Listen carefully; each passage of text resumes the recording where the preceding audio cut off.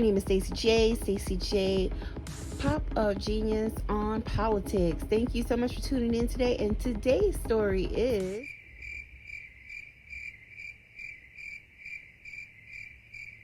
the end. Please add them to the comment section at the bottom and let's talk about it.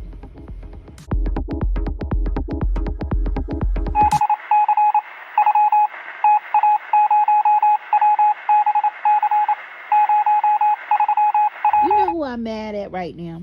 Now that the smoke is settling and President Trump has been in office now for over 56 days, it's settling now, and we're getting this, this turmoil every day. Is something new happening. It's so much anguish and so much sadness. People are losing their livelihoods just because of the sake of saying that, oh, there's wasteful spending, there's bureaucrats, the swamp needs to be cleaned. And yet those that are supposedly doing all of this, they're actually terrorizing American citizens. There's protests broken out all over. I live in a small town in Georgia, and now it just finally hit today on St. Patrick's Day that there's people that are protesting one of our representatives, and for the first time in weeks. And this was a city that Trump made sure he came and visited. Isn't that something? This was one of the last cities on his campaign trail that he came through, and they packed the stadium out. I'm talking about there was white people, black people, Hispanic people, Asian people, people of all kinds. They came here and supported him. And we drove by there just to see what was going on, to be nosy, of course. And just to see who really came out to this event. And so from afar, you can see it on the Jumbotron, the people that were sitting in the audience. And then also, too, later on, when you went home, one of our news television stations had been hosting it live. And so there was a lot of people that now, when I see them in the community, I have a little bit of side eye, because you can't tell me that you actually vote. You're so intelligent. You cannot tell me that your intelligence failed you into thinking that it was something that you can compromise on just to make sure that you get cheaper groceries, cheaper eggs. You get a convicted felon. You get a multi-impeached president to come back to the job. Boy, oh boy, oh boy. But who I want to talk about today is Candace Owens. That little dirty, low down, let me tell you, she's now accomplished what she needed to do, and now you don't hear from her in regards to Vice President Harris. You see what I'm saying? But you know what? You reap what you sow, Candace Owens. You reap what you sow. And this is the reason why you reap what you sow. Do I agree? Did I agree with all of the politics of Vice President Harris? Just because she's a black woman? No, I didn't. I was not even going to vote for the Democrat last year, because I am not aligned with the Democratic Party anymore.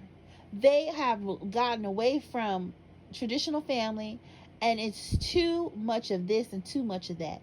And it needs to be centered and focused back on American traditions, American family, strengthening our educational system. Our Social Security system needs to be protected. Our veterans need to be protected. And that's it. And that's it. If you want to come into this party, I feel like even some of these different caucuses need to be done away with. I can see a senior caucus. I can even see a caucus for people who have disabilities. But I no longer want to see a black caucus within the Democratic Party. That should be outside. They have that for outside. I don't want to see a Hispanic, Latin caucus anymore, Asian caucus anymore. It just needs to be one, an American. I'm tired of it now. It's too much division. I don't want to hear anything about sexuality within your political party. If you feel like sexuality or gender is the driving force within your own American experience, then you need to create your own party. So, no, I don't agree with everything that Vice President Harris stood for, but there was a whole lot that I did agree with. And I think that people just didn't want to hear her side of the story because they wanted to use the excuse of President Biden being in office for 4 years. And so that gave them that leverage to say, oh, well, this is why I'm standing on why I'm not voting for Vice President Harris, even though you knew she was overqualified for the job. And so that was your reason to argue. I'm going to go with the quote unquote lesser evil. Vice President Harris didn't do anything evil. She abided by the law. She's a successful senator. She was a successful state attorney back in her state of California. She did very well professionally, and she didn't do anything evil. Now, if anybody who would have been the lesser evil, it should have been her. But now you're reaping what you sow. The leopards are eating your face. You're reaping what you sow. You're having to learn a bad lesson for a very long time. And who helped you along the way is Candace Owens. I don't know why y'all fall for Candace Owens. See, this is the thing. Especially within the black community, okay? See, years ago, we know that Candace Owens was paid off for allegedly being discriminated against because of her color, because of who she is as a black girl, who she was as a black girl in school. She said she was being taunted and bullied by a white male student. And so she sued the school district, and they gave her a pretty sizable sum. Then she went on later on and she figured out the recipe. The recipe is, if I shuck and jive and talk down against my own people and kiki and kaka with people who I know they really don't even want me around, that's my freedom ticket. That's my freedom ticket. Those are my freedom papers. So she sold herself out to MAGA, as did Kanye West, as did so many other of them. And even now, during this administration, Trump does not even know her, okay? Because she also did some seedy, deep-seated stuff too. She talked bad about Trump when Trump didn't win the election in 2020. She had negative things to say about him. Nobody's stupid. But see, she thinks she's going to play both sides. Now, what is it of your concern if you over there in MAGA world? Why are you so concerned on trying to convince voters that you know have a questionable stance on who they wanted to vote for? I.e., especially black men.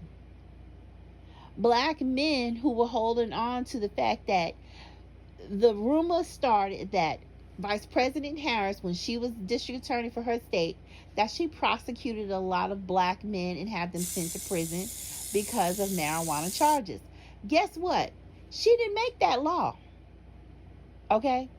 She had a quota she had to meet. And the more I developed into learning about politics and law, I realized that if you're a district attorney or a state attorney, if you're allowing large groups of numbers of people who are willingly committing crime, even if you feel like it's misdemeanors, do you know that you're allowing a network or a fabric to get tighter and more resistant and more stronger? And they're more likely to enter into even larger and bigger crimes and do even more heinous acts. So unfortunately, because of our economic system, you did or you still do find a lot of African American young men being convicted because of drug trafficking or drug charges within their own community, because sometimes they do lack the opportunities to gain a regular job in comparison to their white male counterparts. But I can't blame Vice President Harris for having to do her job. Now, had she been letting all of these people go, okay, whether they were black men, white men, Asian men, Latin men, well, now if she was letting all of these men go that were doing crimes related to marijuana distribution, then they would have said, oh, she's not even doing her job well. Look, she's a woman. She doesn't know what she's doing. So it was like she was gonna be hated on if she did. She was gonna be hated on if she didn't. But one thing is for sure, on her watch, her job was done. On her watch, she put people away that needed to be put away. And sometimes you have to learn a lesson. And going away to prison or jail, sometimes that is a hard lesson to learn. But it's a lesson to learn. And now, when she became a candidate for the presidency, here come Candace Owens, knowing that there's a lot of young black men that were leaning towards voting for President Trump, because the underlying message was, oh, well, President Trump, he gave checks last time when he was in office. He didn't give checks to nobody. Congress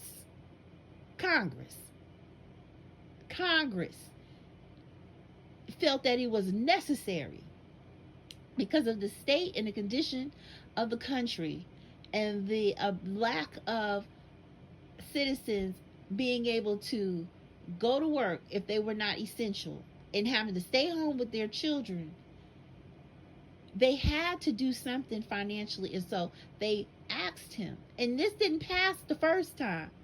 President Trump finally allowed it to go through, and he finally agreed to sign it when it got to his desk. I think maybe twice or maybe even 3 times. He said, I'll do this if I can sign my name on it, if it's my name that's on it. Well, duh, your name was going to be on it anyway, because that's the final leg of a bill. You know, it's voted in the House, it's voted in the Senate, and then it come to your desk. Woo, Jesus. But anyway, so here go Candace. Is she black? Is she white? Is she Indian? She's neither. She's neither. Is she black? Is she black? Are you black? That's the question. Are you black? And then now she got a new low, because you know every time you live your life on gimmick, you have to scrape to new lows to eat, and that's exactly what Candace Owens does. Okay, she will do you in, because that's who she is. There's some lows that I just couldn't go as a black woman, that she is willing to go. She's willing to go to hell just to stay relevant and eat. Now her new low is this. Now she's claiming that the president of France's wife is transgender. Leave that woman alone. Leave that woman alone. You don't even speak French. She could be cursing you out right now. You wouldn't even know it. Leave that woman alone. And then now she got an even more lower low than that, y'all. A lower low than that. Calling a man's wife a man. What if she is? What business is that of yours? So shut your mouth up, Candace Owens. And let's get to the next low down, dirty, rotten thing that you have entered into with Harvey Weinstein. That's right, America. Harvey Weinstein. Can you believe this nut Candace Owens now is trying to be his advocate outside? Okay. Harvey Weinstein, the same one that was convicted of so much sexual immorality, so much sexual uh, exploitation of actresses throughout the year in Hollywood. He was the couch producer. Okay? If you want a part, there's my couch. You know what to do. It's alleged by actor Terry Crews that Harvey Weinstein even tried to come on to him. And now she's saying that, oh, he should be released from his conviction. Girl, are you crazy? Okay, so let him get released and let him come over your house. Answer that, Candace Owens. Since you want to be Olivia Pope, let him come over to your house and let him get a room next to your children and your husband, and let's see how that'll work out. Because you sound stupid. You sound stupid. And then I even found an article where it says that before Trump was even elected into office, Harvey Weinstein didn't even like you. He didn't even think you was a credible character because of your stance on politics and your anti-Semitism. That's what he said. He couldn't even believe, like, you're a joke. You are a joke. You're a very intelligent person when you want to apply yourself to things that make common sense. But this new level that you are on, I don't know what you owe people. I don't know what your debt look like. I don't know what your credit look like. But it's giving desperate. It's giving filing chapter something. I don't know. Reevaluate where you're at right now, sweetheart. Because you reap what you sow. And you know what? Now that Vice President Harris is not into this office, it allows people to see who you are with President Trump now in office, with all of this commotion going on. You were the one. You told people to not vote for Vice President Harris. You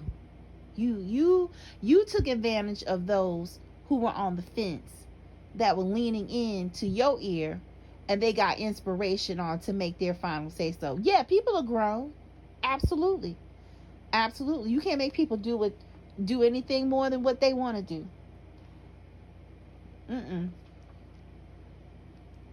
But at the same time,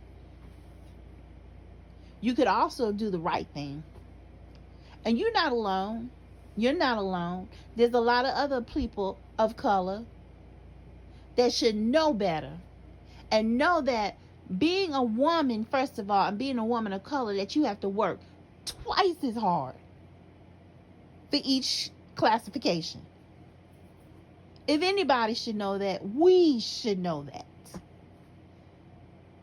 And there's a lot of other ones out there too that spoke against raising doubt in people's mind, that made them think, oh, well, maybe I won't vote for her, or maybe I'll sit this one out, and that'll be enough excuse for me. That's enough reason for me, because it's coming from this celebrity. Oh, I got a video for them too. But I'm gonna sit back, Candace Owens, and I'm going to just watch. That's all I'm going to do. That's all I need to do. Because, see, you pretty much self-destructed yourself. You self-destruct your own self. You was fired by Dave Chappelle. Nobody like him. Nobody. Who want to be fired by Shapiro? Who? You was fired by him. And then you went back to your house. Looked like you was in your dining room. Real shaky setup. Everybody's canceling you out. But that's all I'm going to do. I'm just going to sit back now and I'm going to look. That's all. I'm going to observe. I'm going to watch. That's it. Thank you so much, everybody. Share. I don't even care if you don't even subscribe today, but please share this. Because I sure would love to hear your comments about what I had to say about Candace Owens. Her sneaky, side eye, salivating, slippery serpent self. Thank you.